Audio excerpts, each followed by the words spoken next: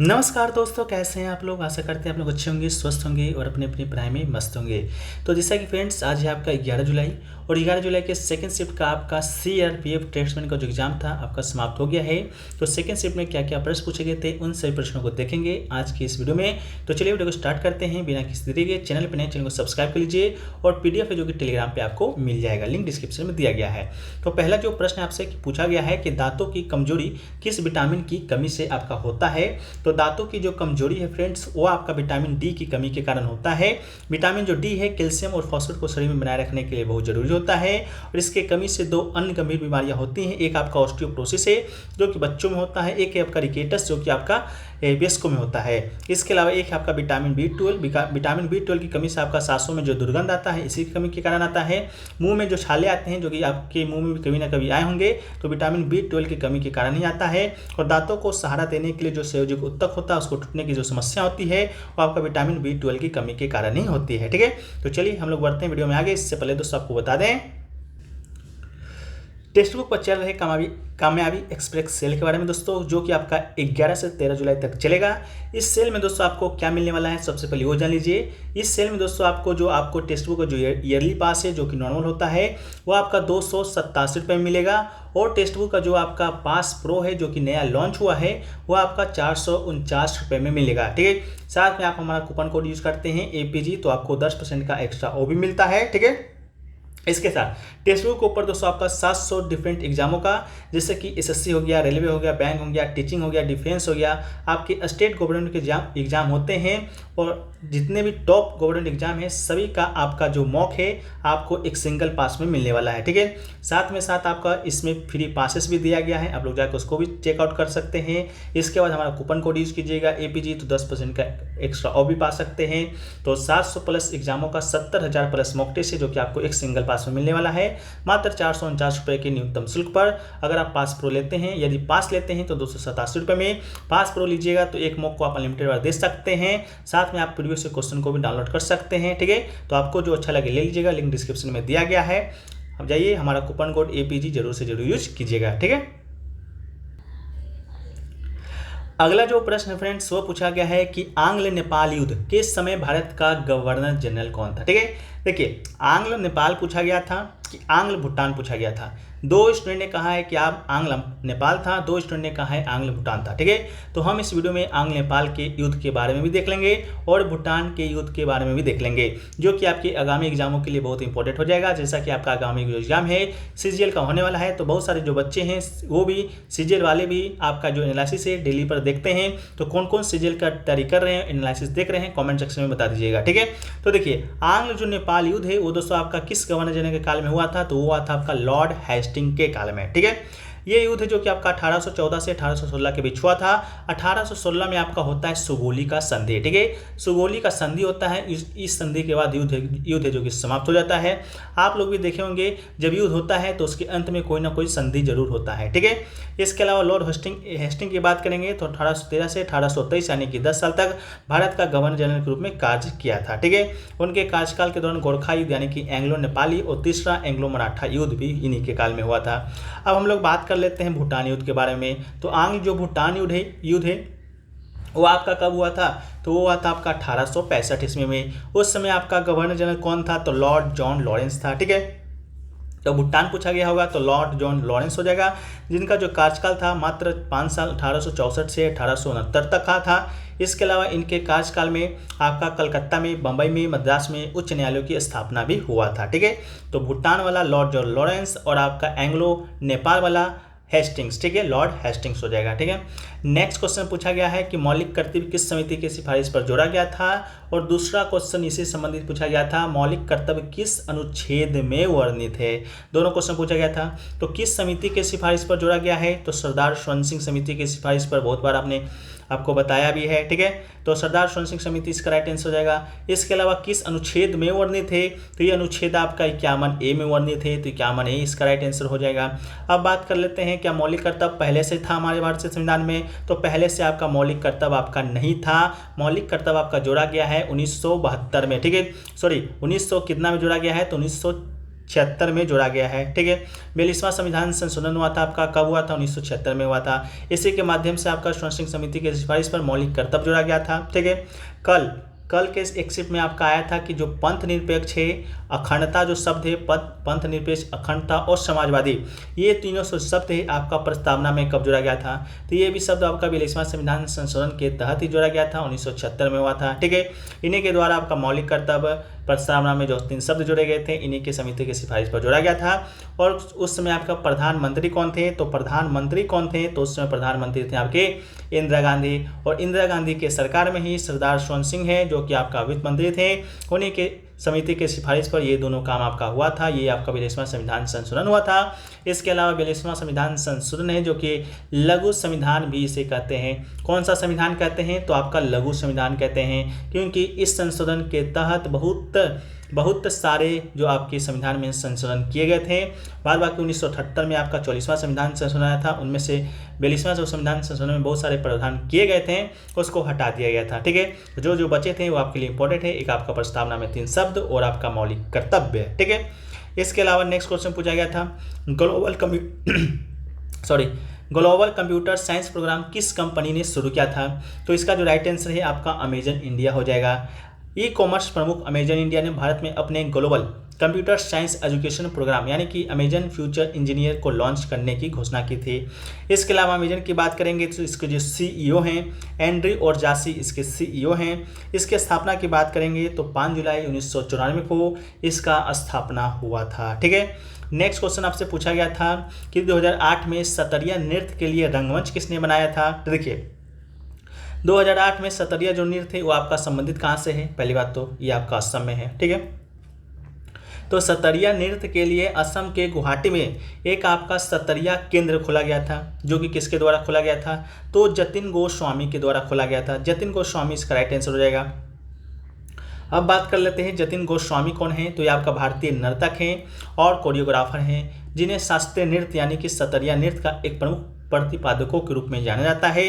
वो सतरिया एकेडमी गुवाहाटी के संस्थापक निदेशक हैं, जो कि इसकी सलाहकार समिति के सदस्य हैं और संगीत नाटक एकेडमी की सामान्य परिषद के पूर्व सदस्य भी रह चुके हैं। ठीक है, सतरिया नृत्य से संबंधित एक फैक्ट को याद रख लीजिए। इसका जो स्थापना का जो श्रेय है वो किसे दिया जाता है? तो वो दिया जाता है श्रीमंत शंकर देव जी को दिया जाता है। ठीक है, इसको भी आप लोग याद रख लीजिएगा। नेक्स्ट क्वेश्चन पूछा गया था, नमक सत्याग्रह कब समाप्त हुआ था?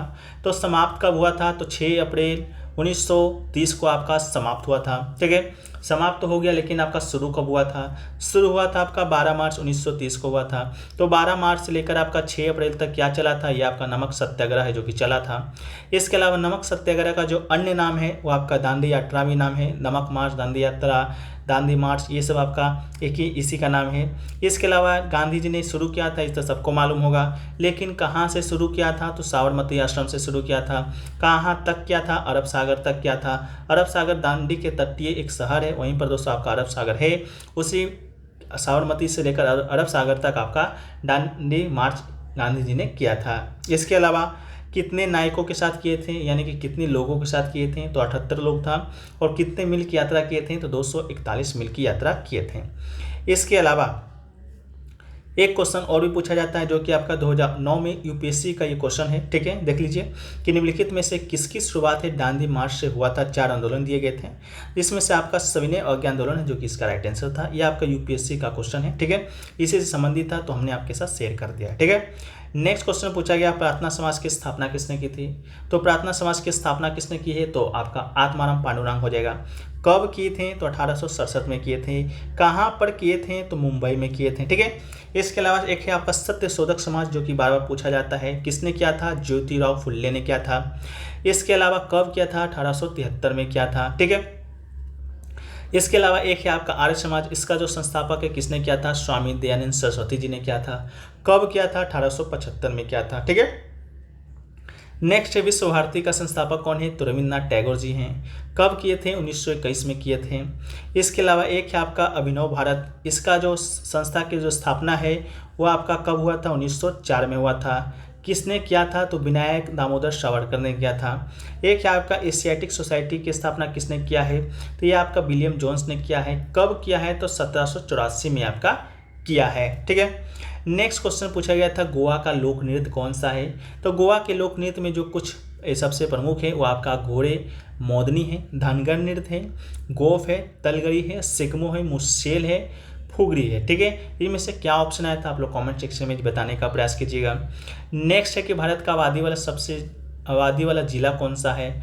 देखिए इसमें भी थोड़ा सा कन्फ्यूजन है, आबादी वाला जिला पूछा था या साक्षरता वाला जिला पूछा था, दोनों को हम लोग देखेंगे। तो पहले हम लोग देख लेते हैं आबादी वाला जिला का। तो आबादी वाला जो सबसे ज़्यादा जिला है वो आपका थाने है। थाने ये आपका पड़ता कहाँ पर है, तो आपका महाराष्ट्र में पड़ता है। वहाँ का आबादी कितना है, तो 1.1 करोड़ है। इसके अलावा सबसे कम आबादी किस जिले का है, क्योंकि राज्य तो आपका बहुत बार पूछ दिया जा चुका है, अभी तक जनगणना भी नहीं हुआ है, तो आपका अब यही जिला ही चलने वाला है। तो सबसे कम जो जिला वाला आबादी है वो आपका है उत्तर 24 परगना। ठीक है, ये आपका नाम ही है उत्तर 24 परगना, जो कि पश्चिम बंगाल का आपका एक जिला है। ठीक है, यहाँ का आबादी है 1.08 करोड़ है। ठीक है, इसके अलावा अरुणाचल प्रदेश का जो दिबांग घाटी है, ये जो आपका उत्तर 24 जो परगना है वो आपका सबसे कम आबादी वाला दूसरा सबसे कम आबादी वाला जिला है। इसको भी याद रख लीजिएगा, माफी चाहते हैं। नेक्स्ट क्वेश्चन है सबसे कम आबादी वाला जिला कौन सा है, वो आपका दिबांग घाटी है। मात्र 7,948 वहाँ की आबादी है, जो कि अरुणाचल प्रदेश में पड़ता है। और वहीं का दूसरा एक जिला है आपका अंजाव। ठीक है, वो आपका सबसे कम आबादी वाला दूसरा सबसे जिला है, ये भी आपका अरुणाचल प्रदेश में पड़ता है। तो फर्स्ट सेकेंड और नीचे से बॉटम से फर्स्ट सेकेंड दोनों को याद रखिएगा। इसके अलावा सबसे अधिक साक्षर वाला जिला कौन सा है, तो ये आपका शेरछिप है, जो कि कहाँ पड़ता है, मिजोरम में पड़ता है। ठीक है, तो सबसे अधिक साक्षर कहाँ का है, तो शेरछिप का है। सबसे कम साक्षर वाला जिला कौन सा है, तो आपका अलीराजपुर है, जो कि कहाँ का है, मध्य प्रदेश का है। ठीक है, चलिए नेक्स्ट क्वेश्चन पूछा गया था 2001 और 2011 की जनगणना के बीच भारत की जनसंख्या में वृद्धि कितना हुआ था। फर्स्ट शिफ्ट में शायद आपका परसेंटेज पूछा गया था, सेकेंड शिफ्ट में आपका पूछा गया था कितना संख्या पूछा गया था। तो परसेंटेज की बात करें तो तकरीबन 17.70% आपका जनसंख्या वृद्धि हुआ था। 2011 के जनगणना के अनुसार जो आपका भारत का जनसंख्या है वो आपका 121 करोड़ है। इसके अलावा 2001 से 11 के दशक में भारत की जनसंख्या में 180 मिलियन से अधिक लोगों की वृद्धि हुई है। तो मिलियन में दिया गया होगा तो 180 हो जाएगा, इसके अलावा करोड़ में दिया गया होगा तो 18.196 करोड़ हो जाएगा। बताइएगा इससे संबंधित क्या प्रश्न आपके आए थे। नेक्स्ट है कि पीताम्बर में कौन सा समास होता है, तो पीताम्बर में आपका बहुव्रीहि समास होता है, तो राइट आंसर हो जाएगा बहुव्रीहि समास। नेक्स्ट है कि बाजार नियंत्रण प्रणाली की शुरुआत किसने किया था, अलाउद्दीन इसका राइट आंसर हो जाएगा। अलाउद्दीन ने आपका बाजार नियंत्रण प्रणाली की शुरुआत किया था। बात कर लेते हैं अलाउद्दीन खिलजी का, तो ये दोस्तों आपका कहाँ का है शासक था, तो ये आपका दिल्ली सल्तनत में एक वंश आया खिलजी वंश। ठीक है, जो कि आपका गुलाम वंश के बाद ही आया था। ठीक है, खिलजी वंश जिसकी स्थापना किसने किया था, तो स्थापना की बात करेंगे तो इसके जो स्थापना है जलालुद्दीन खिलजी ने किया था। ठीक है, किसने किया था, तो जलालुद्दीन खिलजी ने किया था। कब किया था, इसको भी याद रख लीजिए, कब किया था, तो 1206 में किया था। इसके अलावा अलाउद्दीन खिलजी कौन है, तो जलालुद्दीन खिलजी का कौन है, तो भतीजा है, तो भतीजा है। ये आपका शासक कब बना था, तो ये आपका 1209 में। ठीक है, शायद आपका 1210 में आपका जो शासक बना था। ठीक है, ये आपका 1290 में आपका खिलजी वंश का स्थापना होता है। 1296 में आपका अलाउद्दीन खिलजी शासक बनता है 1290। ठीक है, तो गर्मी ज़्यादा है तो थोड़ा सा माइंड शांत नहीं है, इस कारण थोड़ा सा गलती हो जा रहा है फ्रेंड्स, इसको भी थोड़ा सा मैनेज कर लीजिएगा। 1290 में खिलजी वंश का स्थापना होता है, जलालुद्दीन खिलजी शासक बनता है। उसका भतीजा अलाउद्दीन खिलजी 1296 में जलालुद्दीन खिलजी को मारकर शासक बन जाता है। 1296 से लेकर 1316 ईस्वी तक आपका अलाउद्दीन खिलजी शासक रहता है। 1316 से 1320 ईस्वी तक आपका अलाउद्दीन का उत्तराधिकारी आता है। उत्तराधिकारी में बहुत ही कमजोर उत्तराधिकारी होता है, उसे पढ़ने की जरूरत नहीं है। फिर आपका आता है गाजी मलिक, जो कि आपका गयासुद्दीन तुगलक के नाम से तुगलक वंश का स्थापना करता है अलाउद्दीन खिलजी को उत्तराधिकारी को मारकर। ठीक है, अभी तक के लिए इतना ही याद रखिए, बाद में और भी चर्चाएं करेंगे दिल्ली सल्तनत के ऊपर। इसके अलावा अस्थायी सेना रखने वाला पहला सुल्तान कौन था, तो आपका अलाउद्दीन खिलजी था। तो आप लोग सोच होंगे स्थायी सेना यानी कि इससे पहले के जो आपके शासक थे वो आपका सेना नहीं रखते थे, तो रखते थे। यहाँ पर अस्थायी और अस्थायी, ठीक है, दोनों में थोड़ा डिफरेंस है। अस्थायी रखने का मतलब है कि जब युद्ध ना भी हो रहा हो तो वो अपने साथ सेना रखा हुआ है, लेकिन इससे पहले के जो शासक क्या करते थे, जब युद्ध होता था तब सेना की भर्ती करते थे, गांव देहात से उठा लिया जाते थे, उसको युद्ध में भर्ती क्या करते थे, तब युद्ध होता था, ठीक है। लेकिन अलाउद्दीन खिलजी आया, अस्थायी सेना रखने लगा। युद्ध ना भी हो रहा हो फिर भी सेना रखेंगे, ठीक है। युद्ध के समय आपका सेना क्यों रखें, पहले से उस सबको ट्रेनिंग देंगे, ठीक है। इस कारण अलाउद्दीन खिलजी को आप लोग जानते होंगे, दक्षिण तक आपका क्या क्या था, साम्राज्य को विस्तार किया था। नेक्स्ट है आपका IIFC यानी कि India infrastructure finance company limited की स्थापना कब हुआ था, तो 5 जनवरी 2006 को हुआ था, ठीक है। ये क्वेश्चन का सत्यापन हम नहीं करते हैं क्योंकि स्टूडेंट हमको बताया IFC, ठीक है। IFC से संबंधित हमको कोई भी नहीं दिखा, तो हमने एक आपका IIFC दिखा था, तो हमने आपको इसके बारे में बता दिया। बाकी आप लोग कमेंट सेक्शन में बताइएगा IFC से संबंधित क्या कोई आया था या नहीं आया था, ठीक है। नेक्स्ट पूछा गया था what is human development and economic development, ठीक है। इससे संबंधित ऑप्शन क्या आपको आए थे, ऑप्शन तो मिल नहीं पाए हैं, इसका ऑप्शन बेस्ड ही बनेगा क्योंकि इसका जो अगर हम बताने लगे कि इकोनॉमिक डेवलपमेंट क्या है, ह्यूमन डेवलपमेंट क्या है, तो बहुत लंबा चलेगा। आपके ऑप्शन क्या क्या आए थे कमेंट सेक्शन में बता दीजिएगा। नेक्स्ट क्वेश्चन पूछा गया था भारत का कौन सा राज्य जो कि भूमध्य रेखा के निकट है, ठीक है, भूमध्य रेखा के निकट है। तो इसका जो राइट आंसर आपका हो जाएगा, राइट आंसर जानने से पहले हम इससे जुड़े फैक्ट्स को जानेंगे। इसके अलावा आपका जो राइट आंसर है आप खुद इसका बता दीजिएगा, ठीक है। तो देखिए पहली बात तो भूमध्य रेखा, ये भूमध्य जो रेखा है आपका भारत से होकर गुजरता ही नहीं है, ठीक है।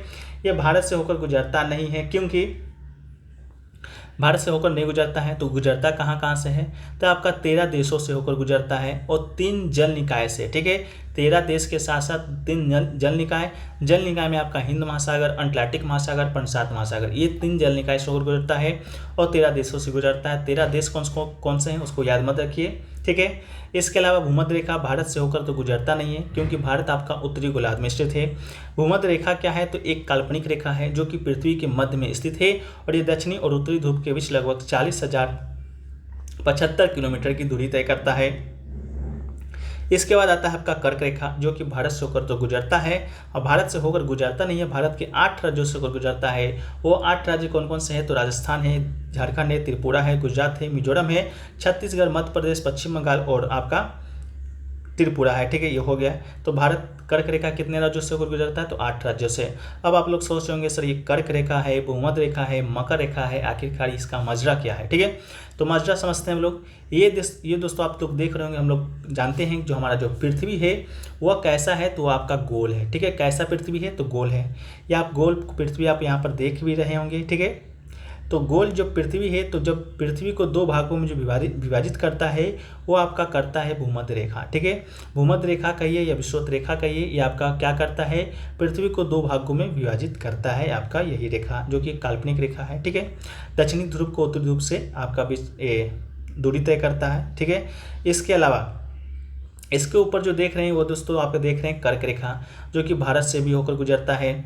एक आपका देख रहे हैं आपका कर्क रेखा के ऊपर आर्कटिक रेखा। इसके अलावा भूमध्य रेखा के नीचे आप देख रहे हैं मकर रेखा।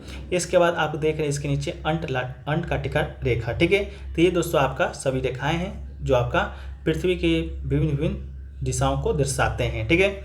इसके अलावा हम लोग देखें तो जो भूमध्य रेखा यानी कि इक्वेटर है वो गुजरता कहाँ से है, ठीक है। इसको थोड़ा सा हम लोग जूम करें तो हम लोग पाएंगे कि जो भूमध्य रेखा है ये आपका सामने से पूरा पृथ्वी को बीचों बीच में भाग में काट रहा है। आपका जो यहाँ पर इंडिया है, ठीक है, इंडिया से तो आपका जो भूमध्य रेखा है वो दोस्तों आपका गुजर तो नहीं रहा है, लेकिन आपका पूछा गया था कि कौन सा राज्य जो कि भूमध्य रेखा से सबसे नज़दीक है।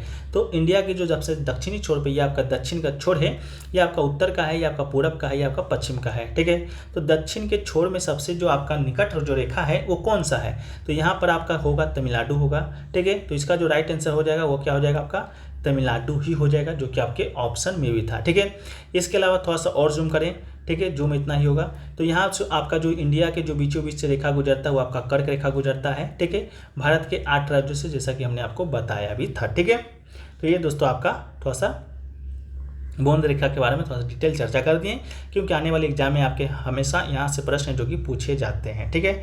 इसके अलावा नेक्स्ट क्वेश्चन पूछा गया था कि प्रायद्वीपीय भारत की सबसे लंबी नदी कौन सी है। तो प्रायद्वीपीय भारत की जो सबसे लंबी नदी है वो दोस्तों आपका क्या है, तो आपका गोदावरी है, ठीक है। तो राइट आंसर हो जाएगा आपका गोदावरी हो जाएगा, ठीक है। इसके अलावा गोदावरी नदी को दक्षिण गंगा भी कहा जाता है, दक्षिण गंगा कहा जाता है। लेकिन आपका क्वेश्चन आ जाए दक्षिण भारत की गंगा किसे कहा जाता है, तो ये आपका कावेरी नदी को कहा जाता है, ठीक है। इसके अलावा ये पश्चिमी घाट में त्र्यंबक पहाड़ी से निकलता है और महाराष्ट्र में नासिक जिले से गुजरता है और बंगाल की खाड़ी में आपका जाके गिर जाता है। ठीक है, गिर जाता है, तो इसका राइट आंसर आपका हो जाएगा गोदावरी रेखा। ठीक है, एक क्वेश्चन आपका आया था स्वर्णिम चतुर्भुज से भी संबंधित कोई क्वेश्चन आपका आया था। ठीक है, स्वर्णिम चतुर्भुज आपका पता नहीं क्या आया था या किन किन राज्यों से होकर गुजरता है, शायद आपका यही प्रश्न आपके देखने को मिला होगा। स्वर्णिम चतुर्भुज से कमेंट सेक्शन में बताइएगा क्या आया था। स्वर्णिम चतुर्भुज की बात करेंगे फ्रेंड्स, तो सबसे पहले तो ये आपका क्या है, तो ये दोस्तों आपका है राष्ट्रीय राजमार्ग परियोजना है। ठीक है, क्या है, तो राष्ट्रीय राजमार्ग परियोजना है। ठीक है, इसके अलावा ये गुजरता कहाँ कहाँ से है, तो इसको भी हम लोग देखें तो ये 4 प्रमुख शहरों को जोड़ता है। प्रमुख शहर में एक आपका हो जाता है दिल्ली, दूसरा हो जाता है मुंबई, तीसरा हो जाता है चेन्नई, और चौथा हो जाता है कोलकाता। ठीक है, इन 4 शहरों को आपका ये स्वर्णिम जो चतुर्भुज है आपका जोड़ता है। ये भारत का सबसे लंबी सड़क परियोजना है और दुनिया की बात करेंगे तो 5वां सबसे लंबा राजमार्ग है। ठीक है, इस परियोजना की जो आधारशिला है वो आपका 1999 में ही रखा गया था। उस समय के प्रधानमंत्री थे आपके तत्कालीन अटल बिहारी वाजपेयी जी थे। ठीक है, तो ये आपका राइट आंसर हो जाएगा। बाकी भी और क्वेश्चन पूछे गए थे लेकिन क्वेश्चन क्लियर नहीं है। एक आपका कोई वैष्णव धर्म से प्रश्न पूछा गया था। ठीक है, एक आपका परोक्ष का समाज में पूछा गया था, परोक्ष में कौन सा समाज है। ठीक है, इसके अलावा और भी जैसे प्रश्न मिलेंगे, जैसा कि हम पीडीएफ में आपको शामिल कर देते हैं, तो पीडीएफ टेलीग्राम पे दिया गया है, आप लोग जाकर वहाँ से ज्वाइन हो जाइए। बाकी हम लोग जो पीडीएफ है आपको वहीं पर दे देंगे। ठीक है, चलिए मिलते हैं हम लोग नेक्स्ट वीडियो में। जब तक के लिए जय हिंद, जय भारत। वीडियो अच्छा लगे वीडियो को लाइक कर दीजिए, चैनल को सब्सक्राइब भी कर दीजिए और नोटिफिकेशन बेल कॉल पर क्लिक कर दीजिएगा। वंदे मातरम।